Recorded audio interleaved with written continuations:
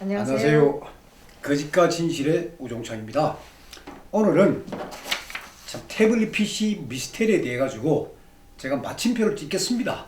지금 뭐 많은 말들이 있는데 정확한 사실이 뭔지 그걸 제가 확실히 말씀을 드리겠습니다.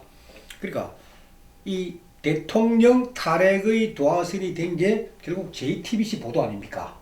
JTBC가 이제 10월 24일 날 소위 드레스덴 연설문이라는 그 역사적인 연설문을 연설하기 하루 전날 최성훈 씨가 소위 그걸 받아보고 그리고 30군데나 발갛게 고쳤다.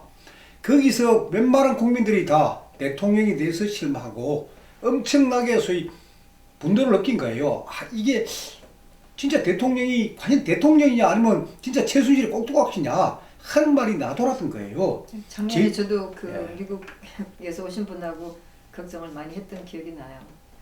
그러니까 그걸 만든 사람이 누구냐? 그게 JTBC입니다. 그러니까 JTBC가 자 연설 하루 전에 최순실이가 받았고 고쳤다는 거 이걸 우리가 사실 따지면 돼요. 지금 이제 검찰에서 포렌식 보고서가 나오니까 뭐 각종 이야기가 막 나옵니다. 나오다 보니까 뭐 그린리치 뭐 표준 시간대가 어떻고 뭐 GIF 파일이 어떻고 이게 이 태블릿 PC의 수정 기능이 있니 없니 별의별 이야기 다 나오는데 그거는 중요한 게 아닙니다. 그건 격가지에 불과하고 본질은 뭐냐?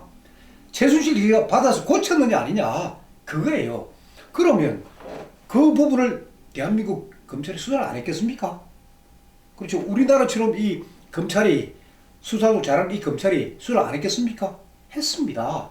수사를 했는데 그 수사 기록을 솔직히 저도 못 봤고 변호인들도 못 본 거예요. 왜 못 봤나?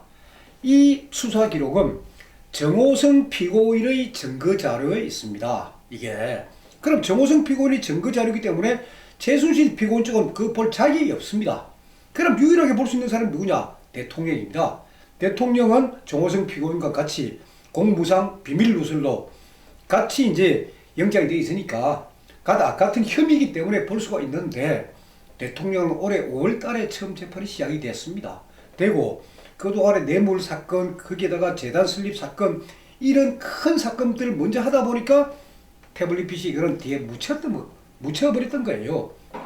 그러다가 이제 올해 9월 달에 소위 대통령 변호인단이 이제 감정 요청을 하니까 그때 이제 포렌식 보고서 해가지고 680페이지가 나온 겁니다. 그러니까 그거 보고 지금 이러니 저러니 말이 많은데 자 우린 그건 버리자 이거예요. 그건 버리고 과연 대한민국 검찰이 이거 수사했느냐 안 했느냐 그걸 보자 이거예요. 그래서 마침 제가 드디어 그 기록을 찾아냈습니다.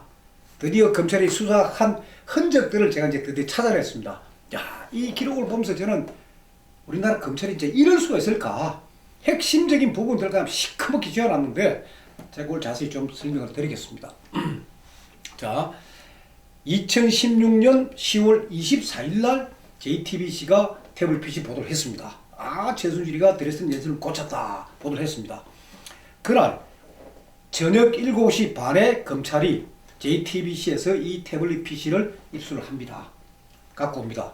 그리고 그 다음날 방송하고 나서 바로 검찰로 넘겼나요? 예. 방송하고 바로 넘겼습니다. 방송 꼭 하면서 바로 넘겼습니다. 시간이. 예. 그래서 10월 25일 날 검찰이 이제 포렌식 분석을 합니다. 딱 얼마 걸렸는지 1시간 15분 16초입니다. 쫙 풀었습니다. 검찰이. 쫙 풀고 난 뒤에 그럼 이제 조사를 해야 될 거 아니에요. 그래서 15일 날 포렌식 분석 보고서 나오니까 17일 날 2016년 10월 27일 날 서울중앙지검 특수일부 유경필 검사가 자 태블릿 PC에 있는 소위 말해가지고 각종 문건들, 연설문들 이걸 쫙 출력을 해냅니다. 여기 이렇게 쫙 출력을 해냅니다. 이거를. 이 자료가 그 태블릿 PC에 있던 자료 아니요 이게 정호성 피고인의 증거 목록 네. 수사 보고서 아닙니까? 수사 보고 최순실 소지 태블릿에 저장된 문건 첨부 그러니까 이걸 검찰이 다 수사를 하는 거예요. 수사를. 쫙 수사를 해보니까 여기에 소위 말해가지고 이제 작성 일자 그리고 최종 수정 일자 최종 저장자 이걸 다 확인을 합니다. 검찰이. 그거 보니까 정호성도 나오고 유승림이라는 이름이 나옵니다. 유승림은 제가 말씀드렸지만은 이재만 총무비서관의 와이프입니다. 그 여자도 나오고 TG라는 것도 나오고 유저라는 것도 나오고 KIM, KIM이라는 것도 나옵니다. 최종 저장자가. 근데 이게 누군지는 전부 다 모르죠. 이제 이런 것들이 쭉 나옵니다. 검찰이. 그걸 하고 난 뒤에 그 드레스덴 연설문을 관련된 그것만 쫙 뽑아보니까 7건이에요. 드레스덴 내용이 담긴 한글 파일이 7건을 검찰이 쫙 발견합니다. 그래서 이게 언제 들어왔고 최종 수정은 언제 됐고 그리고 순차적으로 다운로드 된 거를 다 검찰이 확인을 합니다. 그러면서 그때 검찰이 내린 결론은 뭐냐? 검찰은 자 태블릿 PC 사용자가 대통령이 독일에서 연설하기 하루 전에 연설문을 받아본 거는 사실이다. 그러면서 절대 최순실이라 특정 안 합니다. 받아본 건 사실이다. 그래서 해당 문건의 작성자, 전달자, 태블릿 PC 실사용자를 상대로 수사할 필요가 있다. 최순실 거라고 전혀 이야기 안 합니다. 그걸 만든 사람이 이제 지승만 수사관이에요. 그 수사관이 이 보고서를 쫙 씁니다. 이거는 앞으로 수사할 필요가 있습니다. 최순실께라고 단정을 못 짓습니다. 하고 합니다. 근데 그 이후에 이제 지승만 수사관은 이 수사에 빠져버려요. 그러니까 나름대로 제대로 된 이야기를 하는 수사관들은 빠지는 거예요.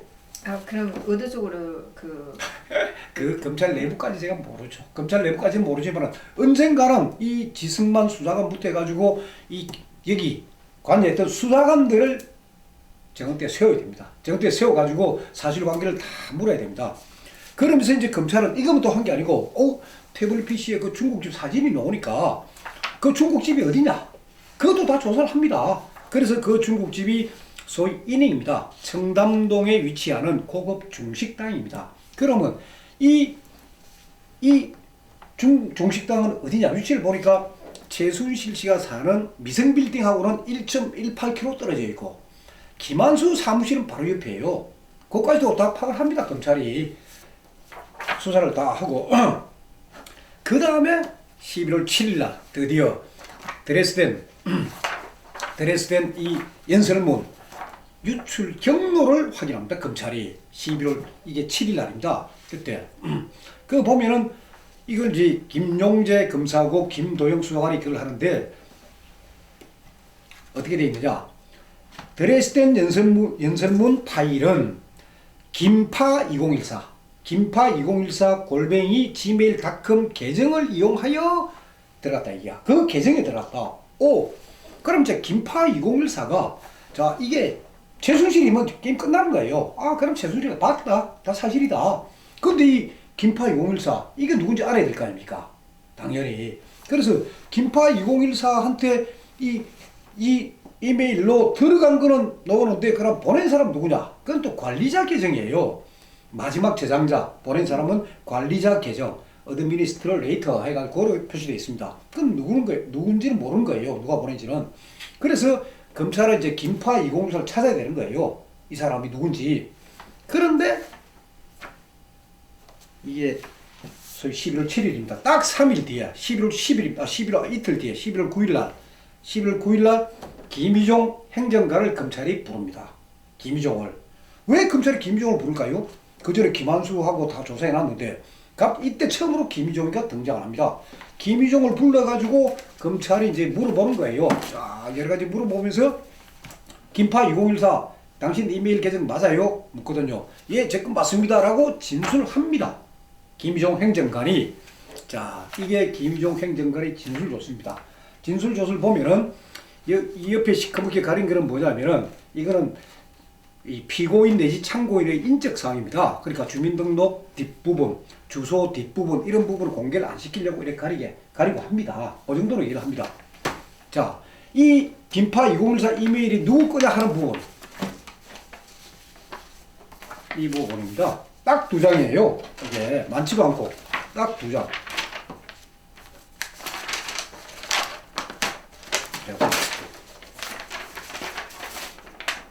이 딱 2장 보세요. 새카맣게 이게 먹칠한 겁니다. 이게 새카맣게. 그러니까 이메일 이런 내용은 있지만 이게 김파가 김희종이란 근거는 세버린 거예요. 이 먹칠해가지고. 그래서 저도 이 기록은 봤지만은 이 기록 보고는 도저히 이걸 이메일 이 계정을 저도 못 찾아냈습니다. 자기가 검사를 조사할 때는 제대로 나온 건데 이게 복사를 해서 넘길 때는 이렇게 해서 그러니까 그걸 제가 조금 더 설명을 드리는데, 근데 여기에 이 시커멓게 해놓은 거를 주간조선의 조성호 기자가 이걸 비춰본 거예요. 아, 네. 비춰보니까 여기 보세요. 여기 딱 보면 김파가 나옵니다. 여기에 조그맣게 나옵니다. 김파, KIN. 제가 뭐 네, 글씨는 비춰보면은 김파 2014 나오는 거예요. 그래서 조성호 기자가 요거를 찾아가지고 김파 2014는 김희종이다 하는 걸 보도한 거예요. 그러면은 처음부터 검찰이 이걸 그대로 안 주고 시커먼 표시를 안 하고 줬더라고 입이 다 드러나 버렸죠 이게. 그러니까 드레스덴 연설문은 김희종이가 받아왔다. 그게 나온 거예요. 최순실하고 무관하다는 게 나오는 겁니다. 방금 우리 진아 씨가 저한테 질문했는데, 그러면 왜 검찰이 시커멓게 하느냐? 형사소송의 큰 원칙이 뭐냐? 검사와 피고인은 동등한 무기를 들고 싸워야 됩니다. 검사가 소위 말해가지고 아주 날카로운 칼을 들었으면은 피고인도 역시 날카로운 칼을 들어야 되는데, 피고인은 그냥 녹슨 낫을 하나 주고 해라 싸움해라, 그거는 아닙니다. 그러면 검찰이 당연히 이걸 있는 대로 적어놔야죠. 검찰 진을 알면서 피고인 쪽으로 안 알려주는 거 아닙니까? 그런 거는 판사가 조정을 하지 않나요? 이건 일단 문제 제기를 해야 됩니다. 판사가 하는 게 아니고 문제 제기. 변호사가 당연히 원본을 주십시오 라고 판사한테 이야기를 해야 됩니다. 그런데 자, 기록 보십시오. 기록이 20만 쪽입니다. 거기에다가 뇌물 사건, 뭐 재단 사건에가 막 사건은 엄청나게 많고, 재판은 일주일에 4번씩 열립니다. 그러면 내일 정인신문을 어떻게 해야 되고, 변호인들도 정신이 없는 거예요. 이거 받아는 받지만은 이걸 저도 어디서 구했느냐? 검찰이 대통령 사건, 공무상 비밀누설 사건에 첨부한 이게 증거예요 이게. 그러니까 받아는 받지만은 변호인들도 이걸 제대로 된 자료를 넘겨라 그럴 시간이 없었던 거예요. 이거만 받아놓은 거예요. 그거를 이제 결국 저도 보면서 못 찾았는데 주간조선의 조성호 기자가 찾아낸 거예요. 그걸 김희종이 하는 거. 자, 그러면은 김파 2014가 김희종이고, 김희종이가 지메일로 드레스덴 연설을 받았다면은 이게 어떻게 됩니까? 최순실하고는 전혀 무관한 겁니다. 이게. 그러니까 결국은 JTBC 보도가 완전히 악의적이고 조작된 보도예요 그게. 자, 최순실은 드레스덴 연설문을 받지도 않았습니다. 하루 전에 받지도 않았습니다. 수정도 안 했습니다. 그리고 제가 또 의문나는 게 그 독일에 출장까지 하셨는데 최순실씨가 독일에 갔는지 안 갔는지 확인하는 최순실은 안 간 걸로 드러납니다. 최순실 독일에 따라가지도 않았고. 그러니까요. 그 앉아서 아무리 인터넷으로 한다고 그랬지만 그 사건은 왜 그런 거는 조사를 안 하는지 모르겠어요. 다 했죠. 그러니까 김희종하고 김한수는 따라갔어요 독일에. 김희종하고 김한수 따라가고, 그리고 거기 가서 김희종 행정관이 했던 역할은 대통령의 그 연설문 그걸 프롬프트로, 그러니까 김희종한테 이 드레스덴 연설문 수정된 게 갈 수밖에 없었던 이유는 프롬프트 담당이니까. 그런 건 너무 제가 생각할 때 좀 너무 기본적인 것 같거든요. 당장 앞에서 일하면서 하고 그 독일에서 간다 안 간다 그 시차적인 문제가 있기 때문에 그 한국에서 그걸 한다는 건 좀 어려울 것 같다고 생각이 들거든요. 그걸 떠나가지고 제일 중요한 거는 검찰이 소위 선입견을 다 버리고, 좋다 이거는 우리가 사실 확인을 해보겠다 하는 그거로 해서 하면 되는데, 검찰은 이미 이거는 최순실 거다, 최순실은 연설문 고쳤다, 이 선입견을 갖고 일을 하다 보니까 김희종 진술에 이게 푹 놓은 거예요. 결정적인 비밀이 놓은 거예요. 그래 이걸 시커멓게 가려가지고 대통령 변호인단한테 이게 증거 서류다고 준 거예요. 그러니까 이 시커먼 서류도 찾아낸 사람은 도태우 변호사입니다. 도태우 변호사도 이거 지금 분석할 시간이 없고, 그래서 조성호 기자가 분석해가지고 결국 찾아내게 됩니다. 자, 그러면은 드레스덴 연설문하고 이제 최순실은 전혀 관련 없는 게 드러났습니다. 이제 할 건 뭡니까? 자, 이 태블릿 PC는 개통한 사람 김한수, 지금까지 요금되고 있는 사람 김한수, 사용하고 있는 사람 누구냐? 김희종입니다. 김희종. 두 사람 다 청와대 국정홍보비서관실에서 같이 근무를 했고 있습니다. 그리고 이 태블릿 PC 그 포렌식 보고서에 보면은 그게 사진이 한 2,700개 나옵니다. 그 쫙 노는데 그 보면은 참 모바일 게임도 있고 이종 격투기 장면도 있고 언론사 로고 다 있습니다. KBS 뭐 연합통신 다 있습니다. 거기다 야구도 있고 유아용품도 있고 막 별의별 게 다 들어있는데, 자, 자, 그래서 제가 공통점을 찾은 거예요. 찾아보니까 아하, 이 태블릿 PC를 쓴 사람은 언론하고 관련 있는 일을 한다. 다음 두 번째, 대통령하고 근처에 있다.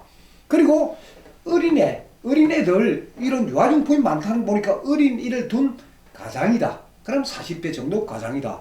그리고 보니까 또 IT 전문가 쪽이다. 이걸 다 종합으로 하면은 결국 최순실이가 아니고 김희종입니다.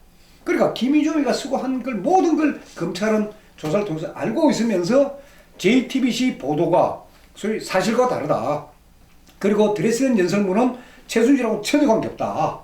이걸 이야기를 안 하고 있었던 거예요. 그걸 검찰이 발표를 해버리면은 JTBC 어떻게 됩니까? 언론사로서. 아니 언론사를 살리기 위해서 지금 대통령을 내쫓고 이 나라를 이렇게 만들 수가 있어요?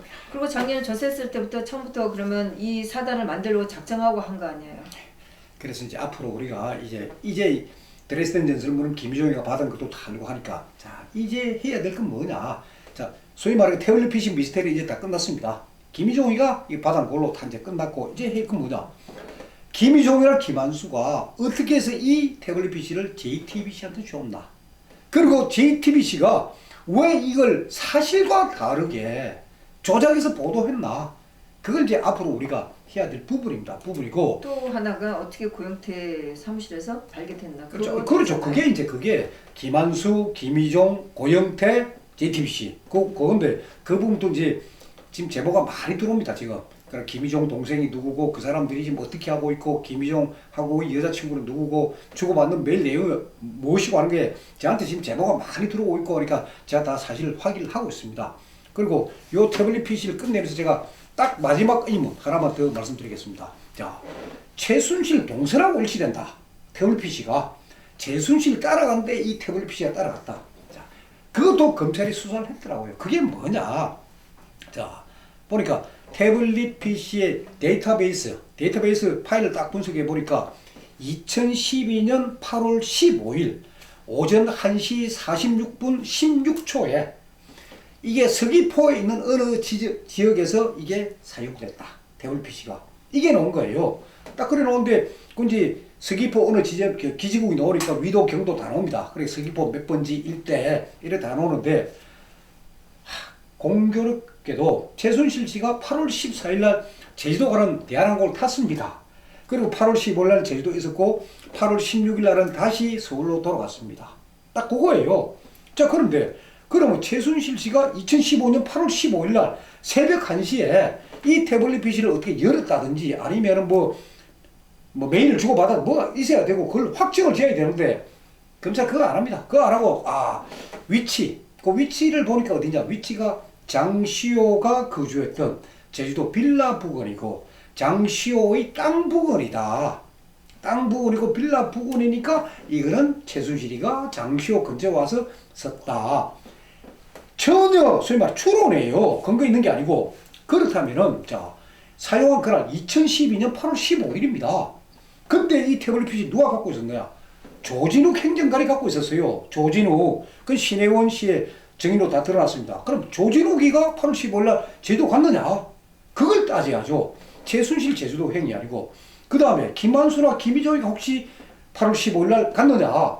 그걸 따져야 우리가 확실하게 이거는 최순실께 맞다 하는 그런데 최순실 씨가 소위 말해 그때 제주도 갔다는 거 그리고 이 태블릿 PC가 기지국하고 보니까 장시호 집 그 뭐 땅 부분이라는 거 그거 하나 갖고 이게 최순실 거다. 그거는 억측입니다. 검찰이. 그건 잘못됐고 이제 그래서 태블릿 PC 논쟁을 끝내고 그 다음에 어제 목요일 날 이경재 변호사가 참 대단한 제의를 했습니다. 재판부에다가 자 최순실 씨 같은 경우는 작년 10월 31일 날 긴급 체포되가 11월 5일 날 구속되고 11월 20일 날 재판에 붙여졌습니다. 올해 11월 19일이면은 1차 구속 기간 끝나고 2차 구속 기간도 끝나는 날입니다. 그런데 지금 정인은 아직 88명이 남아 있습니다. 정인이 앞으로 재판 엄청나게 해야 됩니다. 이경재 변호사 정인 다 취소했습니다. 정인 필요 없습니다. 이제 이거 부를 필요도 없고 이 사건은 워낙 중요하지 않느냐. 대통령과 관련되다 보니까 국민들한테 관심도 끌고 있고 그리고 역사적 사건이고 거기에다가 소위 대한민국의 사법 체제, 소위 형사소송법이 체제하고도 중요한 사건이다. 그래서 자 밀실에서 이거 뭐 보고 하지 말고 좋다.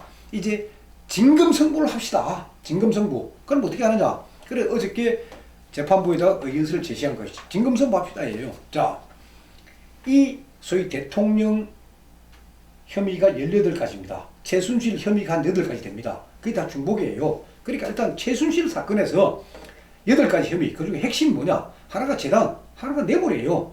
딱 2가지 주제를 갖다 놓고 이틀에 걸쳐가지고 검찰하고 변호사하고 나와가 딱 핵심 쟁점은 재판부가 알려달라 이거예요. 딱 해놓고 검찰이 한 30분 이야기하면 바로 반박, 변호인이 반박 30분 하는 그런 진검승부 자리를 만듭시다.